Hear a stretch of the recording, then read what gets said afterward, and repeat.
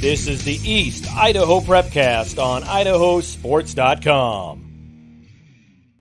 That's right. Welcome in another edition of the East Idaho Prepcast on IdahoSports.com, breaking down District 5 and 6 activities week in, week out in the state of Idaho. My name is Brandon Baney, and we are joined by our resident East Idaho expert, Sean Kane. What's up, Sean? Well, I mean, obviously you can tell I've been at practice. I'm very tan. No, but not too much exciting going on. I was just thinking back at, in like 2000, the year 2000, and when I played tennis in high school, I was actually tan at this point in the year, but it is what it is. Yeah, I was a master of the farmer's tan back in the day, right? Baseball, the baseball tan, as I like to call it. Right. Yeah, I got mine from track. I would do my, shot put, discus, javelin, and then just lounge the rest of the day. You didn't have the tank top? I did, but I burn up so easily that I would wear a shirt under it. Yeah, we're gonna need the Brandon Baney tank top picture for the Prepcast one day. Yeah, I'll see if I can dig up an old track picture somewhere. Spoiler alert: I wasn't very good. I have one of me playing tennis, so we'll have to bring that. I actually just found it. So for me from high school, we can pull that up. Yeah, we can share some photos because we are going to share some photos here in just a second. It is obviously people living in East Idaho know that there was a bunch of snow that just got dumped on. It was weird though, Sean. But like you and I both live in Pocatello, and at my house, I live up kind of in the Highland area. It had to have been close to 18 inches, like by the time it was all said and done. Yeah, oh yeah. But I heard from other people that like yesterday when it was really coming down, and we're recording this on Wednesday, April 5th. So Tuesday, the 4th, when it just dumped snow in Southeast Idaho, like as soon as you got to Fort Hall, like no problems.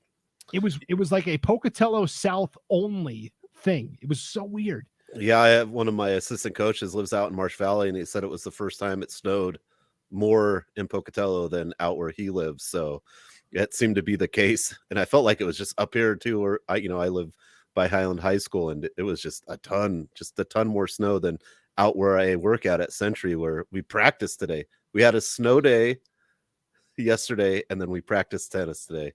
Yeah. Nowhere else in the world, maybe. Nowhere else in the world. We'll take the fame there. And I really do hate talking about the weather because it's not like very compelling. Like that's like the thing you go to when there's literally nothing else to talk about is the weather. But it is such a big storyline that we have to keep talking about it. And so a couple of pictures here. If you're listening to this audio only at IdahoSports.com or wherever you download your podcasts, I'll kind of describe the pictures that I'm going to share. If you're watching the video version of this Prepcast on the IdahoSports.com YouTube channel, then you're going to get to see them. But here is the first picture. This is me yesterday, Sean, in my backyard. As I was shoveling, my wife came home and helped shovel as well and took a picture of me. You can tell I don't look too thrilled about how things are going in the picture, but here it is. Just a little bit of snow there. I mean, so it's a picture of me in my backyard. I'm wearing my Green Bay Packers beanie, which Sean, as a Chicago Bears fan, loves.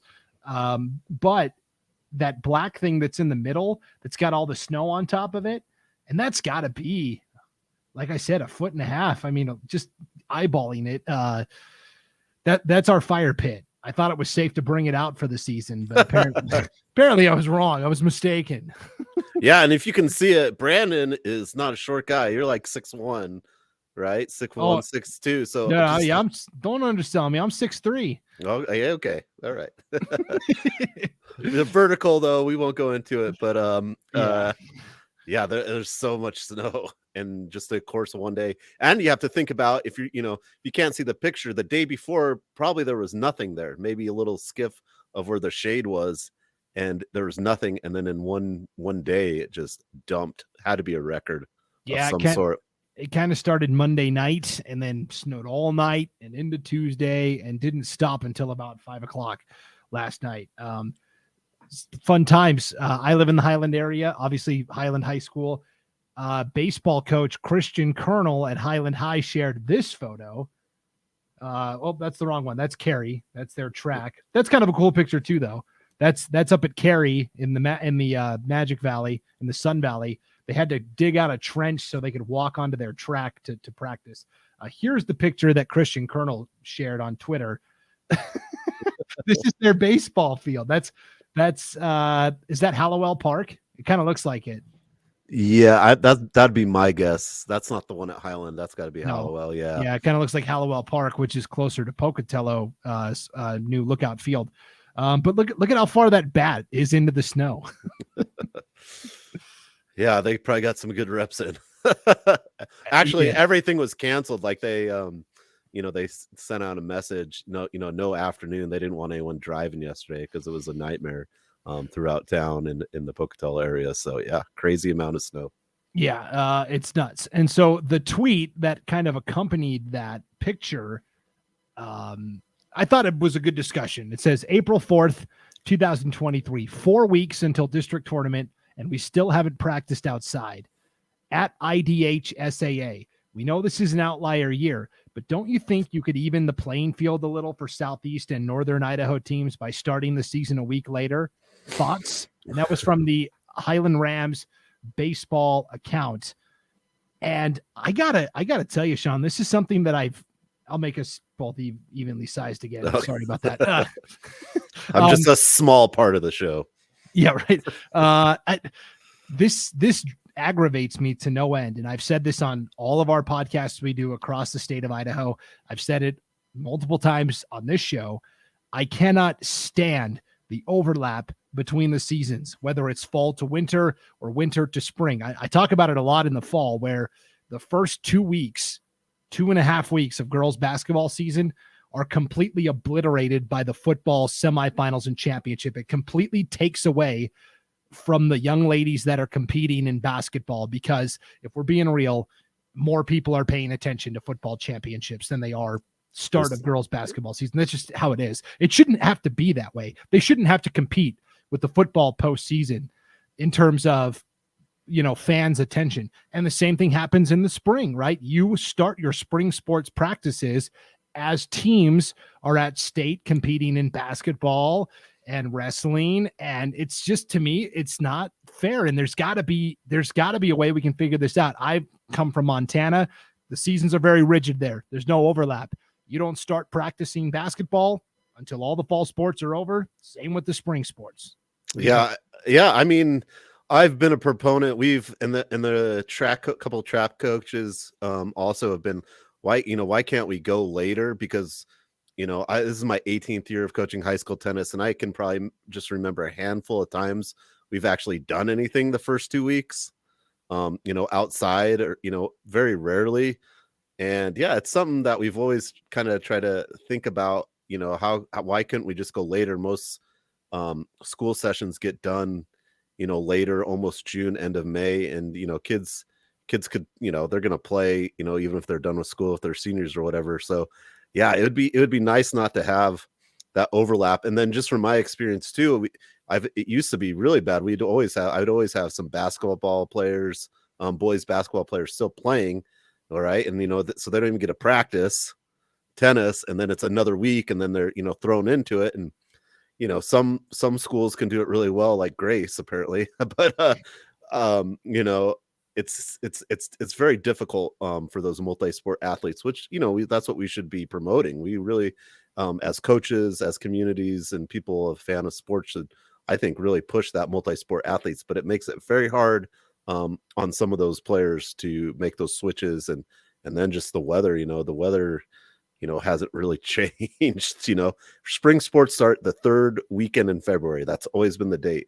I can remember maybe one time that I've been outside in 18 years in that February weekend. Very, very rarely. Yeah. And like this year, would it have made a difference? Not really, because we're here in April and it's still, a foot of snow outside. But to me, it's not just weather related. That's a piece of it, but it's also competing interests, and each sport should have their own unadulterated spotlight. Yes. Yeah, you know, their time, you know, there's great athletes and all the things, and everyone should get their performances recognized. Yeah, I 100% agree with that. Yeah, it really bothers me during, especially that football girls basketball crossover. It aggravates me to no end. It's totally unfair to the young ladies that are competing in girls hoops. And imagine if you had a son that played football and a daughter that played basketball, and you're having to choose. And the thing that comes to my mind too is the referee issue, right? A lot of the same refs do football and basketball. Those are a lot of the same guys and women. You know, that's how many. You know, there's a shortage when we have that overlap. It kind of makes me wonder how many refs are available during. Obviously, playoffs. There's less football games, but still, you know, are you getting the best quality officials and all that? I mean, in my mind, that becomes an issue too. I mean, we've been able to do it, but if trends go the way they go, it's going to be harder and harder to find referees. Yeah. So, and it's causing problems, in Pocatello specifically. Teams are basically having to travel to Boise, to the Magic Valley, just to play. There hasn't been much home action here in East Idaho for anybody, really. I saw last week the Highland baseball team was supposed to play Pocatello last Friday at Hallowell. That obviously got scrapped. The Highland softball team was heading over to the Treasure Valley. This was already on their schedule from the start of the year. And the Highland baseball team basically said, like, hey, do you have room on the bus for us? Can we just hop on? And they picked up a couple of games and they went over on Friday and played both the softball and baseball teams.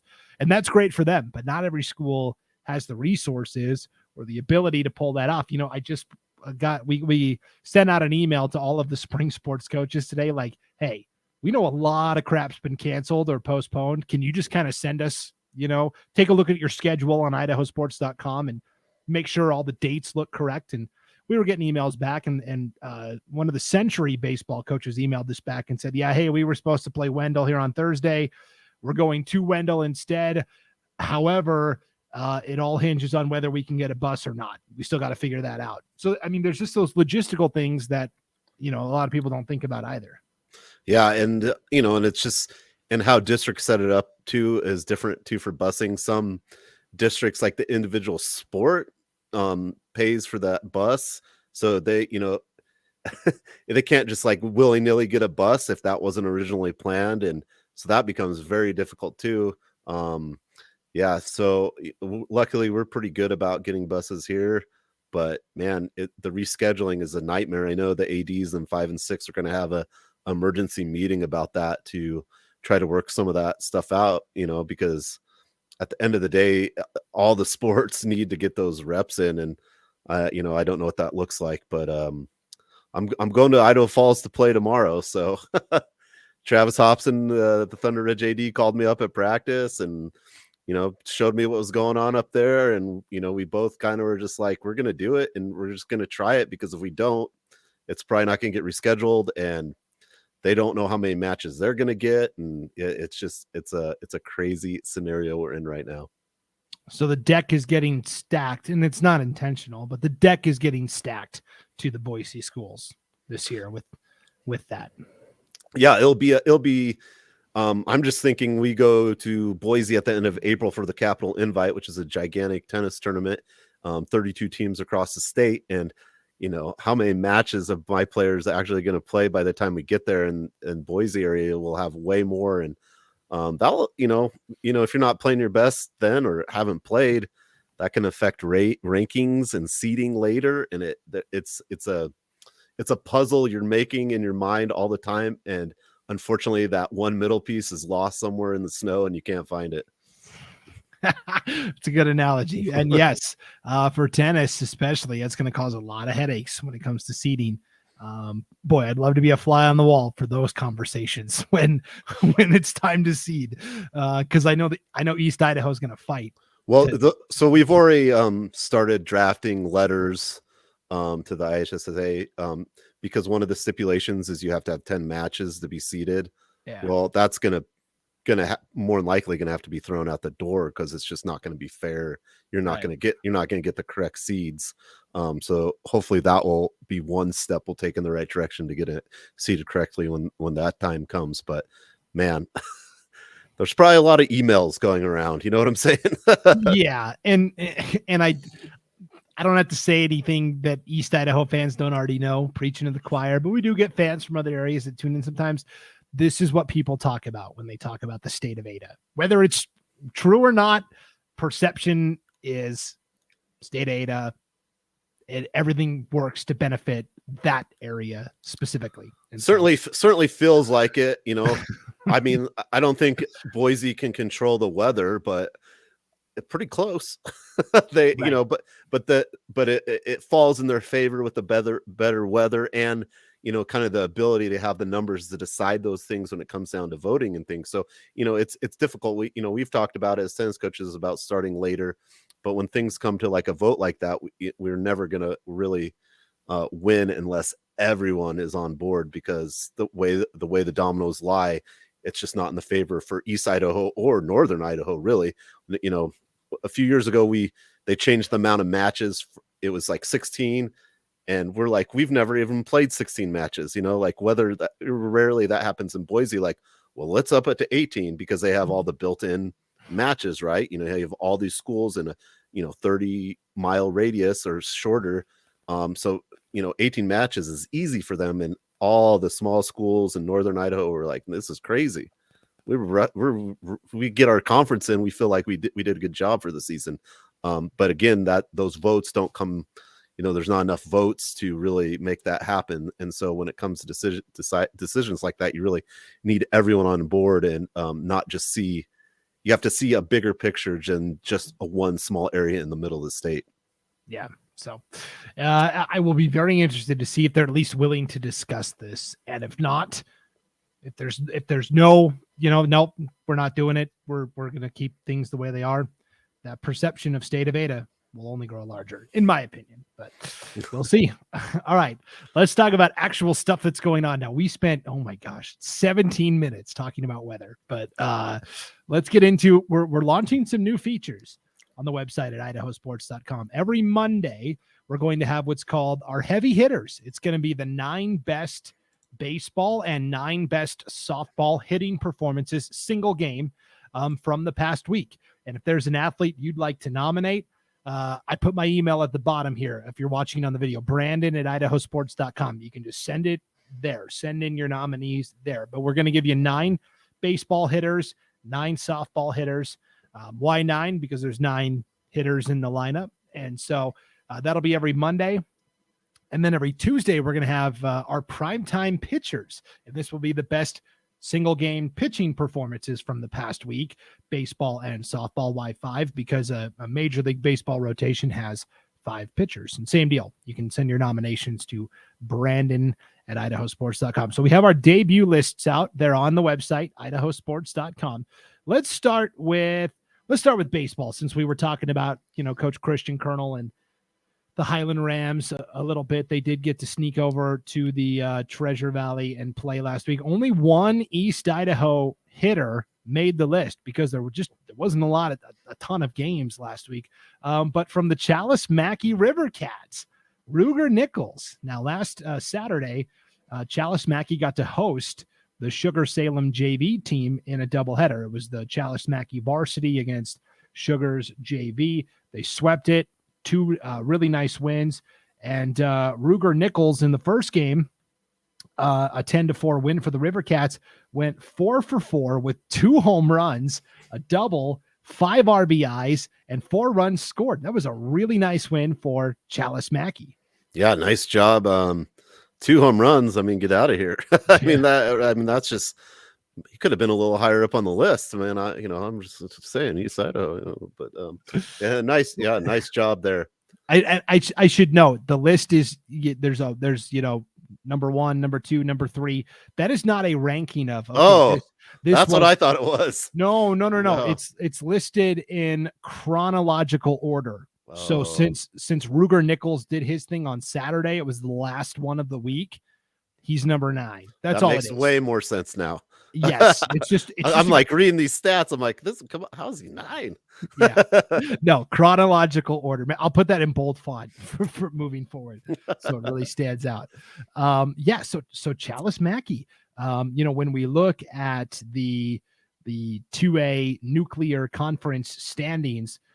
We kind of talked about this a couple weeks ago, but Firth is still kind of the favorite, right? They got all the way to the 2A state championship game last year, but Challis-Mackay also got to state.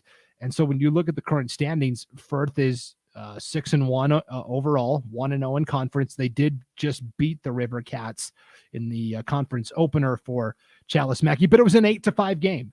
And so in that game as well, Ruger Nichols hit 2 more home runs in the 8-5 loss. So that's going to be a little kind of rivalry right there, right? Can he hit the home runs? Can they shut him down? I mean, that'll be fun to watch.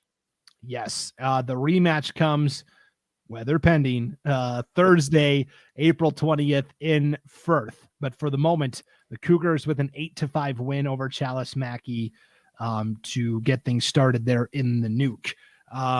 And since the start of the season as well, North Fremont and Salmon, I would say, are a step behind Firth and Challis-Mackay.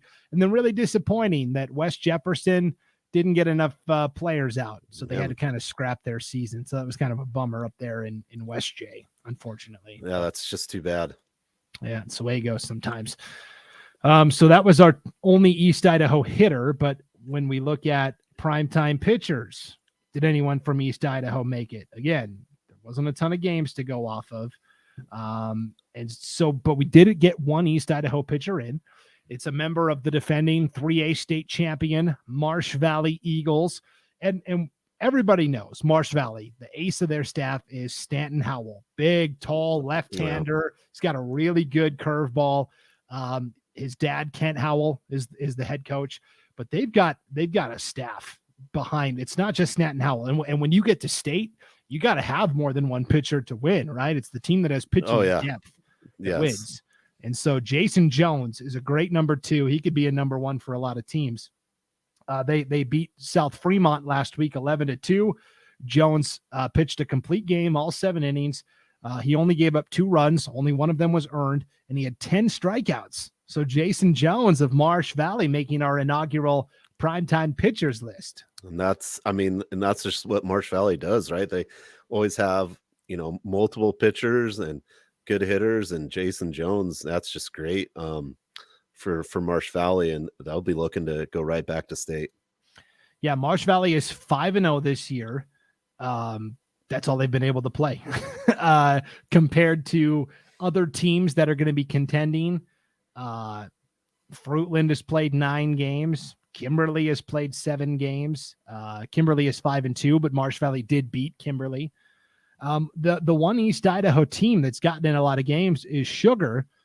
The Diggers are 8-0-1. And you're thinking, well, how the heck did they get so many games in? Well, they traveled to the Treasure Valley for 2 separate tournaments. They went to Fruitland for the Bill Betts tournament a few weeks back, and then they were also there for the big spring break tournament. So Sugar, I think, kind of knows the deal, right? They said, hey, let's go play as much in the Treasure Valley as we can. And that strategy seems to be working well for them. The Diggers 8-0-1. Their lone blemish was a tie in that spring break tournament. They ended up tying Fruitland, at the Bill Betts tournament, they ended up tying Fruitland 4-4. Well, yeah, and just some top teams there. So good competition for Sugar Salem. And just like I said, it's going to be a matter of getting those games in, and they're on point there. Yeah. So when you look at 3A baseball right now, Sugar Salem looks really good. Marsh Valley still looks really good. I still think Snake River is going to be pretty solid by the time it's all said and done as well. And Teton finally got their season underway. Their first game was last Friday, and they played Snake River and lost. And then they got to play Snake River again last night, and they lost in a very close game, 3-2. So Teton, despite having just 2 games under their belts, could have potential this year as well. And that's kind of the 3A baseball outlook there. Let's shift over to softball. We did the same, right? Our heavy hitters and our primetime pitchers in softball for the past week. When we look at the heavy hitters on the softball side, any from East Idaho? No, because there just wasn't enough games. But I would say keep an eye out for more hitters from East Idaho as we actually are able to play more competition. But on the pitcher side, we had 2 East Idaho pitchers make it. Let's start at 5A. Callie-Ann Scoresby from Thunder Ridge. They did the Highland thing. They went over to Boise last Friday. They played Centennial. They got the shutout win, 7-0. Scoresby tossed a 2-hitter, 13 strikeouts in 7 innings of work. That's almost 2 strikeouts per inning. That's almost a third of the outs recorded via the strikeout. Callie-Ann Scoresby, what a performance for Thunder Ridge. Yeah, nice job. And I think we talked about this, is that Thunder Ridge Titans softball team is kind of, maybe not talked about as much, but they're definitely going to be a very strong team, I think, this year in District 6.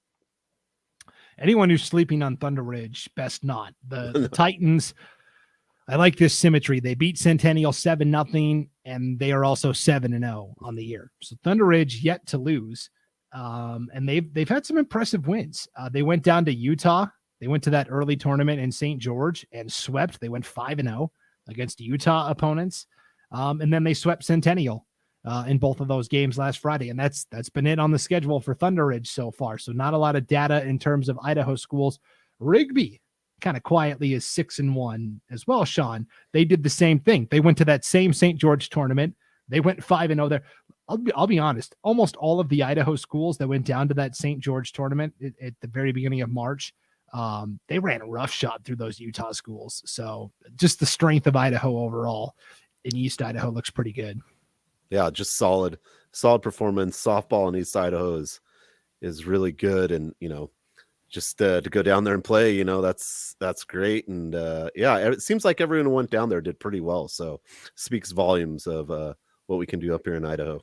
Yeah, so Rigby went 5-0 at that tournament, and then they split. They went to Owyhee last Thursday, and let's not forget, Owyhee was the runner-up last year at 5A state softball, and Skyview, the champion, they're down at 4A.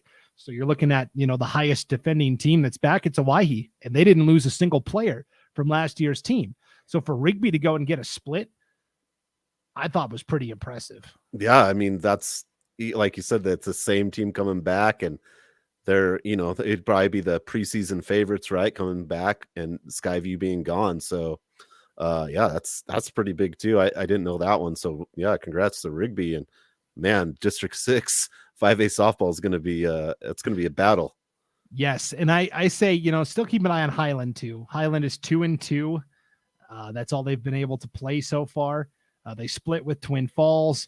They split on their road trip last Friday. They lost to Rocky Mountain before rebounding to beat Centennial. I still think Highland with Marissa Mager in the circle has really good potential as well. The other pitcher that made our primetime pitchers list was Pocatello Junior Mia Lusk.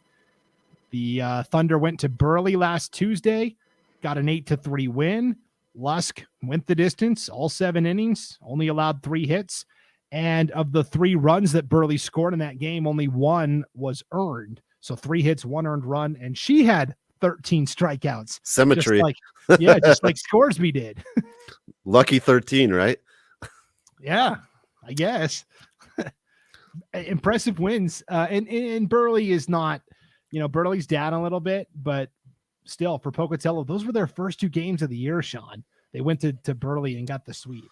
Well, yeah, I don't care who you're playing. If you get 13 strikeouts, I mean, you're performing at a high level. I don't think it really matters. It does matter a little bit, like you're not playing little kids, but your performance against, another 4A school and get 13 strikeouts, you're locked in and ready to go. So Pocatello's played 2 games, 2-0. Preston has played 1 game. They're 0-1.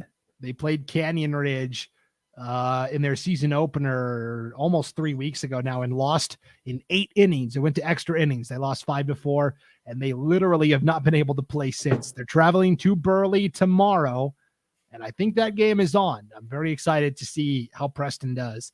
And Century is the team that's had the most games. They're 4-3.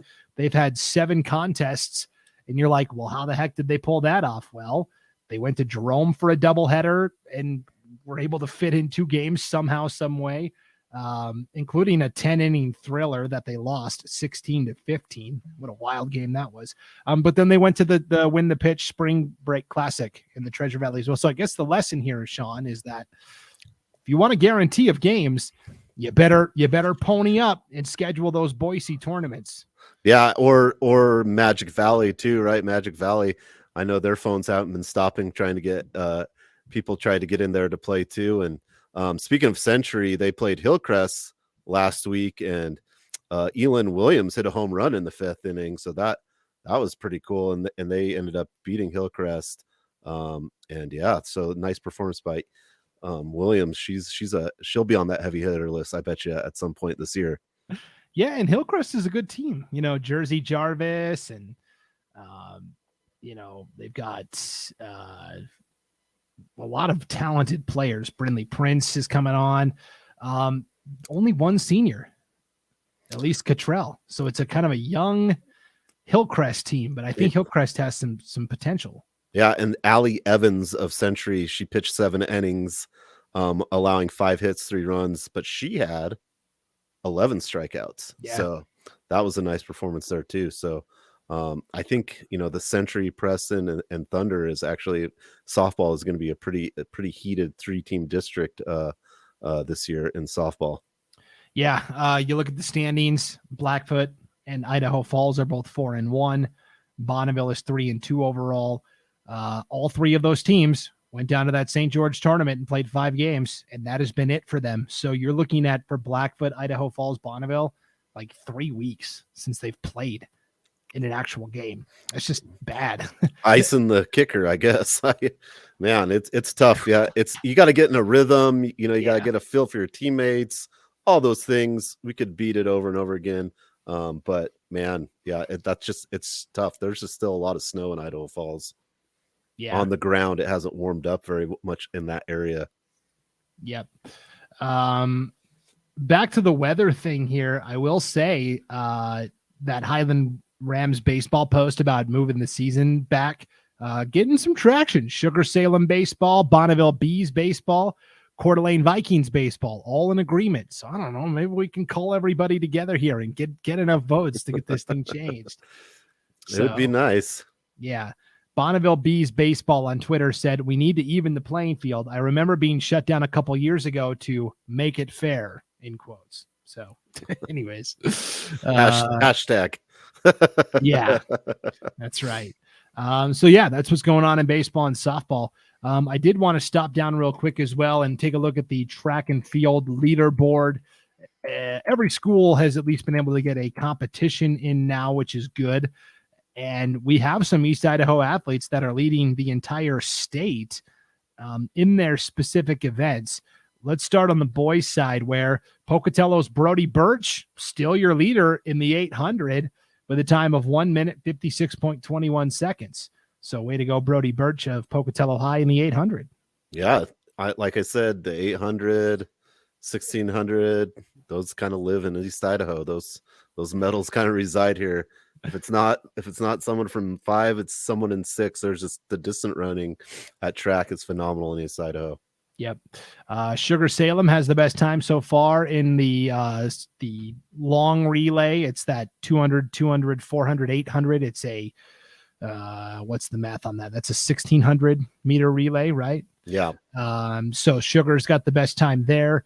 And then your top high jump belongs to Ty Brown from Teton. If he doesn't win high jump at state 3A, I'm going to be very surprised. But he's cleared 6'4", which is pretty impressive early on.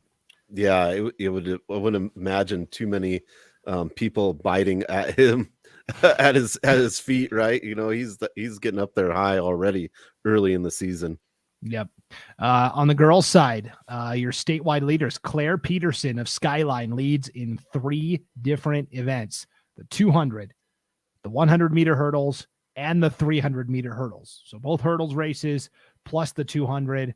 She's not far off in the 100. Claire Peterson of Skyline skyrocketing so far. Yeah, just picking up from last year, right? I mean, she was unbelievable last year, and just on the road again per se this year. Yep. Other East Idaho leaders.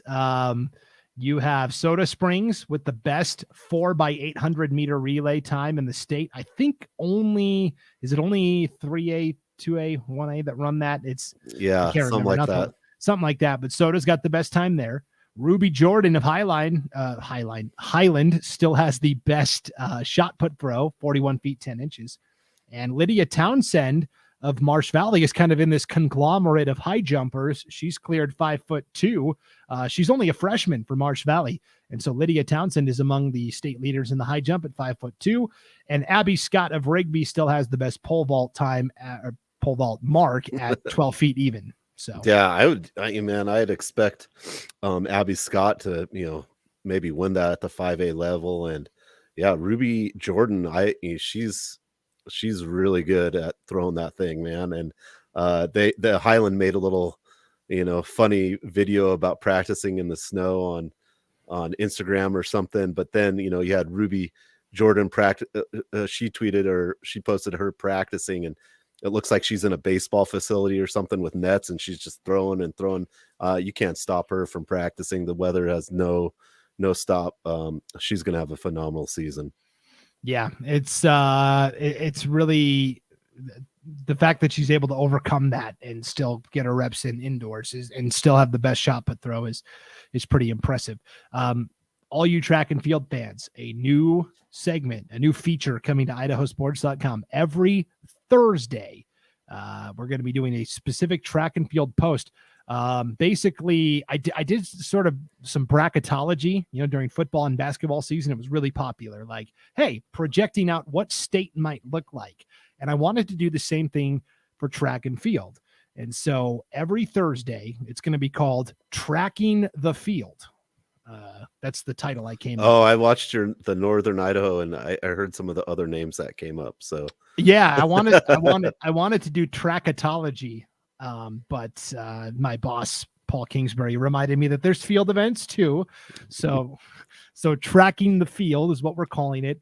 And basically I'm going to go through the leaderboards every Thursday morning. I'm going to get up, get my, economy sized cup of coffee and pour through all of the statewide leaderboards and track, tally up the points and go, all right, based on the times and distances we've seen so far, if state was today, here's how the team races would go. And we'll list it all out, every single team and how many points they would score. And then I'll also put the individual leader in every single event, 5A all the way down to 1A, boys and girls, tracking the field. I think that'll be kind of a fun exercise.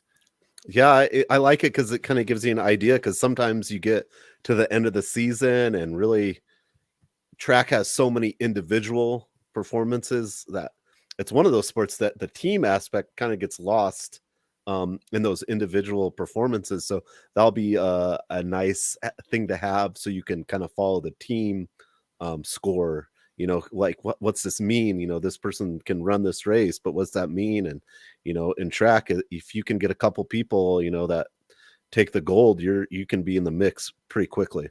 Yeah, so that'll be a lot of fun. So stay tuned for that. That's going to be every Thursday, Tracking the Field on IdahoSports.com. All right, well, that'll do it for this edition of the East Idaho Prepcast. Sean, good luck on Thursday. Hopefully you're able to get that tennis match in. Yeah, that's tomorrow. If you can believe it. Yeah, that's true. Very true. I'm hoping we can go, and we can figure some stuff out. And for coaching, I think a big part of coaching is being able to see in action and be able to go back and correct those things or build on those things. And that's really what the weather's taken away from me.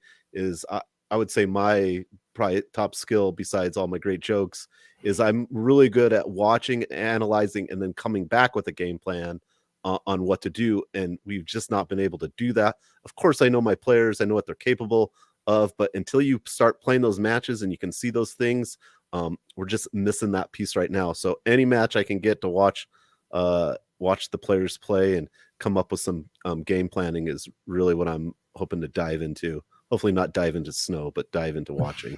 Yeah, don't you dive in, you might not get out.